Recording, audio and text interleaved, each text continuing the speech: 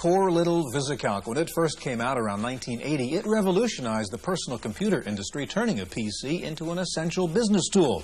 But VisiCalc is largely gone these days, replaced by Lotus 123 and a whole new generation of sophisticated spreadsheet software. Today, we begin a special two-part look at spreadsheets on this edition of the Computer Chronicles.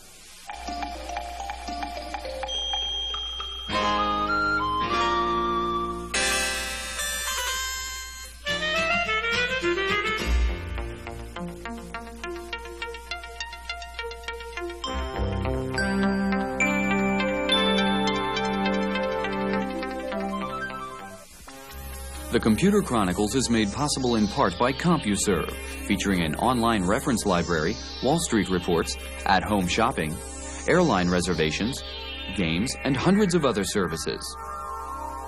CompuServe, helping people get the most from computers. Additional funding is provided by McGraw-Hill, publishers of Byte. Byte's detailed technical articles on new hardware, software, and languages cover developments in computer technology worldwide.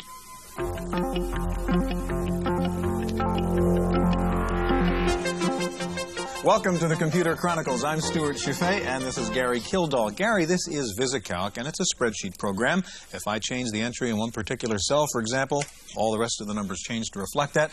How did it happen that VisiCalc was the first piece of spreadsheet software, but obviously Lotus 123 has now come to dominate this field? Well, the Apple II is always accepted in education, and VisiCalc really brought the Apple II into the business market as well. Lotus 123 came out with right after the IBM PC, really used the power of the IBM PC, improved the spreadsheet model, added graphics, database processing, and really became a standard before the competition hit. Now, as a result of that, it's become the center of a whole bunch of software add-ons. Gary, today we're going to take a look at some Lotus 123 add-ons. We'll look at a low-cost alternative to 123 and some high-end competitors. Now, one of the biggest things in spreadsheet software right now is something called add-ins to Lotus 123, and we're going to begin with a report on that. At the San Mateo, California office of Dean Witter, brokers rely on computers for a variety of tasks, from transmitting exchange floor trades to managing financial portfolios. Investment counselor David Huggins uses one of the most popular spreadsheet programs, Lotus 123, to manage his clients' accounts. Since numbers can be added or changed by more than one person, Mr. Huggins has installed a notation program called Notit, which attaches notepad windows to individual spreadsheet cells. The notes can add details or clarify changes made by other users. Notit is one of a group of software programs commonly called add-ins, which operate within the spreadsheet environment.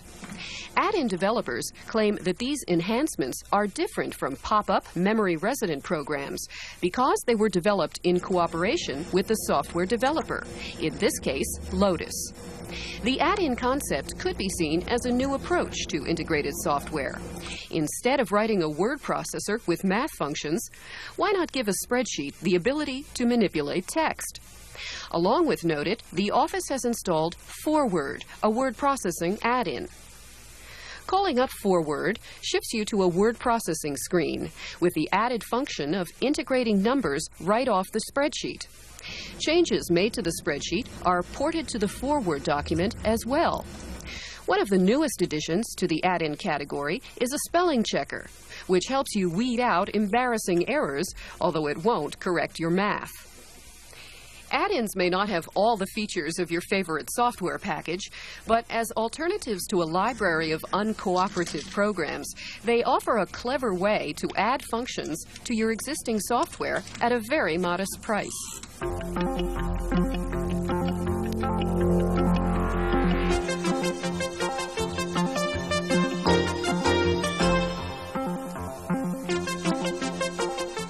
Joining us now in the studio is Larry Gross, co-developer of HAL. And next to Larry is Sam Savage, chairman of General Optimization. They make something called What's Best. Gary? Larry, you and Sam both have it's called a Lotus add-on. Each of the products of Lotus add-on. What is an add-on? Well, an add-on is a product that enhances the functionality of 123. HAL adds a way of getting new functions out of 123. What's best adds some optimization to 123. Okay, and there are several add-ons, I suppose, for Lotus that are out there and available to the customers.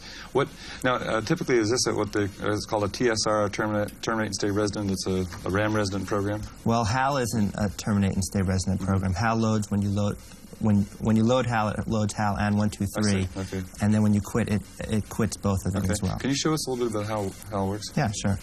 Here we are in 123. We can move around the worksheet like we always have with the arrow keys. You can press the / key and get the 123 menu up at the top. The difference with HAL loaded is you can press the / key and get this request box up here.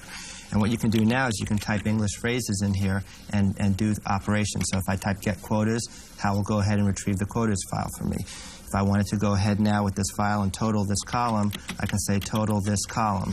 And HAL will go ahead and total that for me, just like that, draw a line, and put the @sum formula in the worksheet for me. If I didn't want to do that, I can press the backspace key, and HAL reverses its last action, which is real handy because it even reverses the any 123 action that you can do.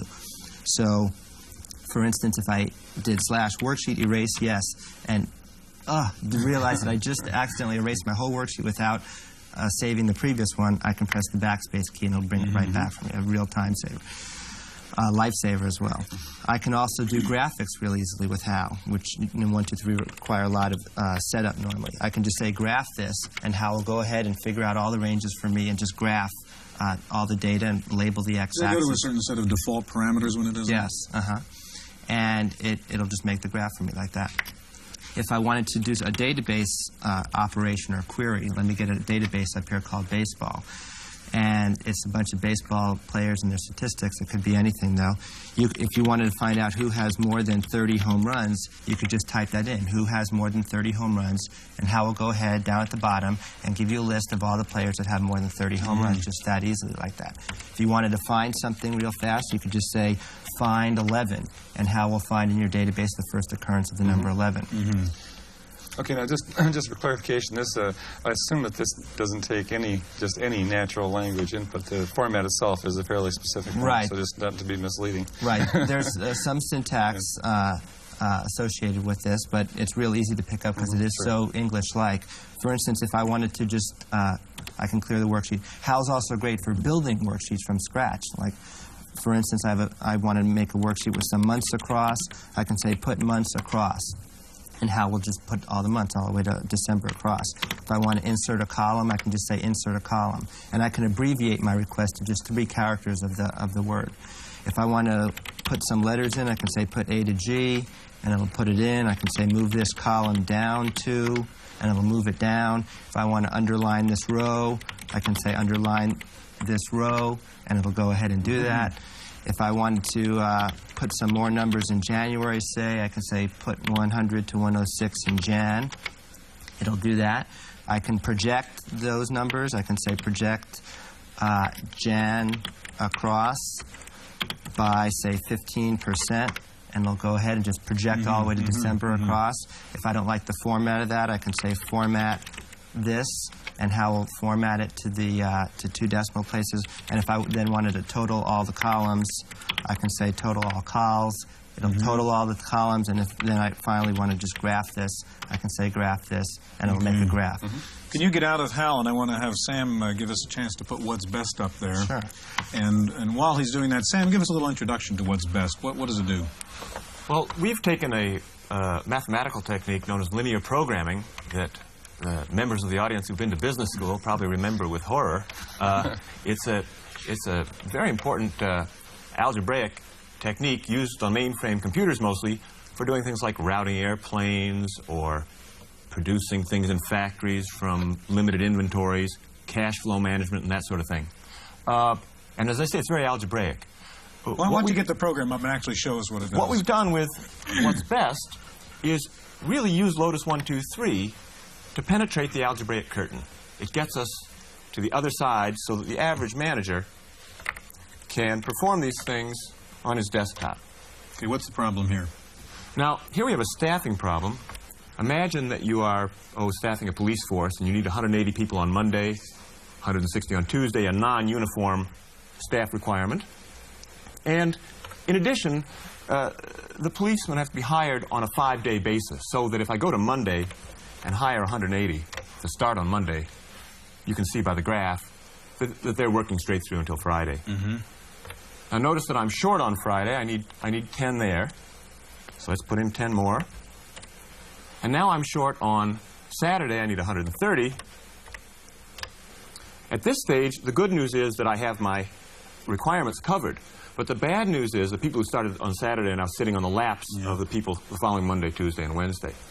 Now, we can use Lotus to play what if with this, but it's really like Rubik's Cube on a screen. You could work for hours without getting your cost down. Notice that our total cost is $64,000. All right? Now, I'll bring up what's best to solve this model. I hit the asterisk key, and our help menu appears over Lotus. We have now taken over the 10 function keys of the computer, and those are really the only commands in what's best. F1 is optimize. I'm going to press that now, and our program unloads Lotus 123. It now comes in and translates that WKS file, the Lotus format file, and performs this linear programming technique on it, which has been around on the mainframes for so long. Again, optimize is what? Explain what we're trying to accomplish. In this particular case, we're trying to minimize the total cost of staffing. Get that $64,000 figure down. And in fact, it's down to $44,000, but a picture here tells just 1,000 words. In this case, because we had a slightly doctored example, we got a perfect match. But you will always get the mathematically optimal match. And what's it really doing? Give us the underlying theory here. The underlying theory is based on about 40 years worth of applied mathematics that you really don't want to know about, and I think it's very technical stuff that we try to hide from the user. Okay, that's very impressive. Thank you, Hal. And what's best, in just a minute, we'll meet Adam Osborne and find out about VP Planner. So stay with us.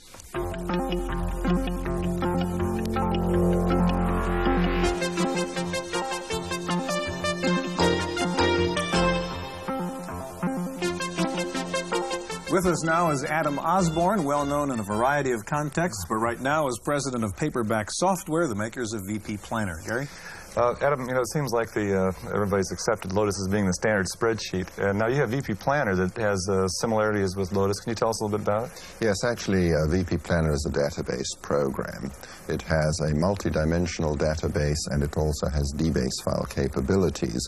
The spreadsheet portion of VP Planner is the user interface. It happens to be a Lotus work-alike, which means that if you have any Lotus templates, worksheets, macros, etc., it will run under the VP Planner spreadsheet. However, VP Planner has some very, very powerful and unique database capabilities, which are probably what I should really concentrate on showing over here. What I'm going to do is show you a multidimensional database that we have for a typical computer store. In this particular case, the store is keeping its accounting information by time, obviously, but it's dividing it up by product and also by salesperson. So here we have our various dimensions to start with. Time, we have the months, then we move on to accounts. In accounts, you'll notice that in fact we have budgets, we have actuals, and we have variances. Moving right along, we keep all of that information by product line with subtotals, so you can say by all IBM compatible, by software, etc. And then finally, we've also got it by salesperson. Wrong one. There we are, salesperson. You can keep building all the logic as well. It's not just a dumb entry. You can actually put in all the equations you need. I'll just show you one of them here because everyone recognizes the 4 quarters and the year, and then automatically consolidate all of this information in the database, not having to do it in the spreadsheet. Therefore, if you use VP Planner, you never again have a problem of linking spreadsheets, and you never have a problem with large spreadsheets. You see, Lotus really doesn't have a database. The only data you can keep in Lotus is what you can put into a spreadsheet. In this case, all of the data is out in a multidimensional database, and what we do is we will just write spreadsheets that will do specific tasks, connecting automatically with that part of the multidimensional database it needs. So effectively, instead of having a spreadsheet in memory, it really basically flows onto the disk in a sense. Basically, that's right, yes. Well, now I'll just bring up a spreadsheet. Try that one over here. This is a totally Lotus 123 compatible spreadsheet. It'll run anything that Lotus will run. In addition, of course, we do have a DBase file interface. You can create DBase files, you can retrieve by field, by record, you can do joins, you can do virtually anything you could normally do in DBase. The result is that BP Planner allows you to break up big spreadsheets into lots of little ones with all of your data sitting out on disk, just bringing in whatever you want into any particular spreadsheet at the time you need it. Very different. Adam, you've shown us a lot of powerful features of VP Planner from the user's point of view. One very powerful feature is the price. It's only about $100. How can you sell this for $100 when the competing products seeming to have the same thing are $500? Well, we do it a completely different way. You see, my belief is the best programmers work for themselves. They don't work for other companies. We have developed none of this software. Outside authors bring it all to us. We write the manual. We help them make it the interface right, but then we pay them a royalty, which they use in order to keep updating and improving the software in the future. The result is we run our company on 35 people. They have 1,000. And that's the difference in price. In just a minute, we're going to take a look at Javelin and Silk, two highly rated competitors in the spreadsheet marketplace, so stay with us.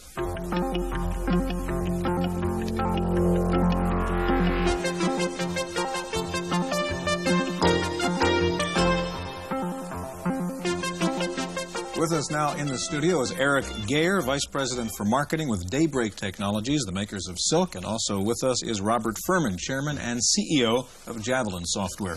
Robert, your particular software package had an unusual price change here recently. It went from $700 down to $100, and I guess back up to $200 now. Right. Can you give us a little bit of background behind that? Well, our major obstacle in marketing this product is the entrenched user base with spreadsheets. And to get around that, we decided to seed the market at $100 for 2.5 months. That worked exceedingly well. We now have one of the larger installed bases, we think, worldwide, and now we've settled at $200 as our longer-term price. Great. Eric, now you have a product called Silk. And this is, again, Lotus-like, based on that idea. Can you tell us about Silk? Silk recognizes the dominance of Lotus in the marketplace and the fact that the installed base is very large. So we use a similar user interface. And we perform the same functions, about 99% of the functions of Lotus, and then took the technology further than that to establish it as an advanced. Okay, Silk is one of the newer spreadsheet products, which just recently came out. Show us what it does. Well, Silk is a straightforward spreadsheet, and the most common application is, of course, a time series model. And what we do is we use a series of windows with the product to help the user through, so he always knows where he is. Time series model is the most common application, and what we do is build the time series model with essentially 4 keystrokes. Define the period, and then define the fields. You can define the fields in English, and all the relationships are automatically linked. We have a number of very interesting features in regard to a time series model, and they're integrated features that have to do with the help screen that it follows you around context sensitively throughout the program, but allows you to work in the worksheet simultaneously. And to our knowledge, there is no other help system of this type. Additionally, we have a way of validating the spreadsheet. So if I were to change the numbers, because the relationships are built in here, and made the cost of goods sold to be only $100 here, and then I went back to the worksheet and I validated it, and I want to know all the errors and warnings, the worksheet is basically telling me I have a problem, and the cursor is limited in the problems. Now, of course, so you can't get out of there until you solve the problem, basically. Unless I go out of validation. I can always escape out of that. But if I hit the help key, it's telling me what the problem is and how to fix it. And basically, we have an inappropriate relationship here. So I have to. So you entered a number which is out of the range of criteria you've established for that particular kind of data. So it's kind of a spelling checker of spreadsheets. In a word. Okay. It is a unique feature in that way. Yeah. You know, I can do other things as well, of course, with the helps system, including help and commands. Right. It eliminates the need for extensive... You've got a recovery function, which is kind of impressive. do. Demonstrate that. If we assume by simply warm booting the computer that the plug was pulled, or I there's a forgot power to say it, failure, and you're in the middle of a big spreadsheet. and it's and we've got some real problems at the moment because we have no... We've never saved any of our data. So what I'm doing basically is rebooting the computer again, which is taking us, of course, a couple of seconds here, and it's sending me back to the operating system. If I go back to where Silk is and go back to our access system, I have a number of choices here. We were logging everything we had done previously, so I'm just going to recover the key. Hit F2, and basically I've got fast forward and recovering every keystroke in the previous work session. I can stop it at any time, hitting any key, and then use the space bar to So go it one at a automatically time. logs and keeps track of every keystroke, and if disaster strikes, it's all still there in the record. Absolutely. Can I ask you to get out of Silk, because I want to take a look at Javelin Surely. in just a second, Eric. And while he's doing that, give us a little introduction to Javelin, Robert. Well, Javelin's based on the idea that the important thing in doing any business analysis is not calculating numbers, but being able to understand your business and being able to communicate your analysis to someone else. On the screen right here, I have a worksheet on the top screen, shows cash and cash balance. In the bottom, I have a graph, which is automatically generated as I move through this worksheet. And you see these different items are being graphed as I go through them.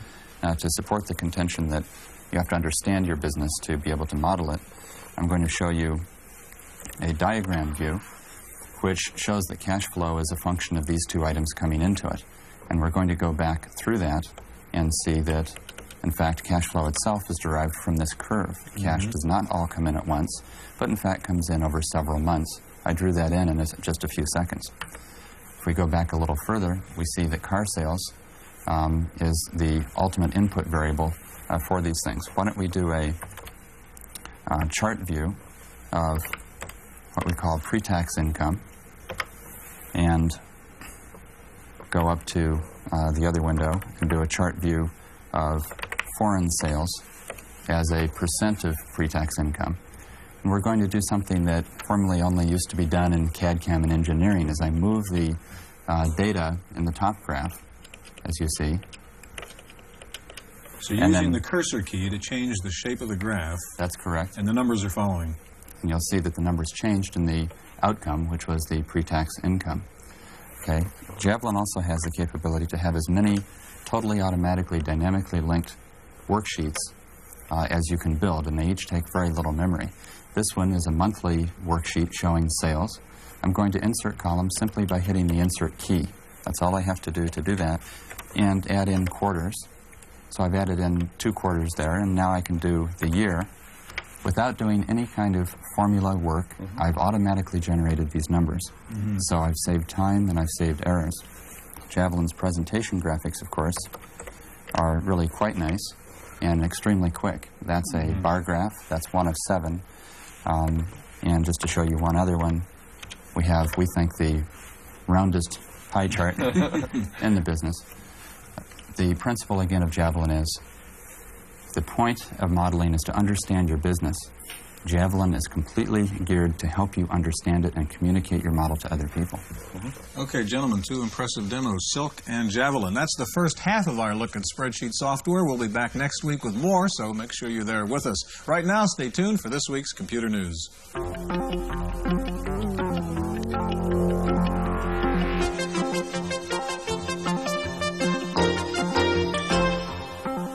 In the Random Access file this week, spreadsheets in the news. First of all, Microsoft is taking on Lotus by releasing the PC version of its Excel spreadsheet, originally written for the Macintosh.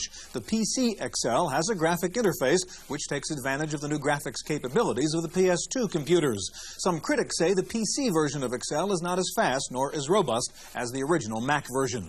Lotus is fighting back by saying it'll come out early next year with 123 for the Macintosh. Lotus is promising details on the Mac 123 at the January Macworld Expo in San Francisco.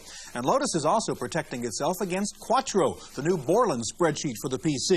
Lotus says it now has an enhancement called Speed Up, which does recalculations faster by only recalculating cells in which there is a change. That is one of the features of Quattro. Lotus says Speed Up also remembers keystrokes, thus making macro writing easier.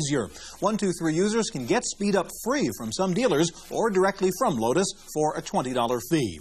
Despite all the talk of the new assault on 123 by Borland, Microsoft, and others, one Lotus fan says for a new spreadsheet to replace Lotus, it'll have to cure cancer, taste like chocolate, and sell for $1. Despite a somewhat shaky reception, IBM says sales of PS2 computers are doing well and that the 1 millionth PS2 computer will be shipped sometime this month. IBM says PC sales are up 40% from last year, though analysts say IBM's share of the PC marketplace is still falling due to the continuing assault of the clones.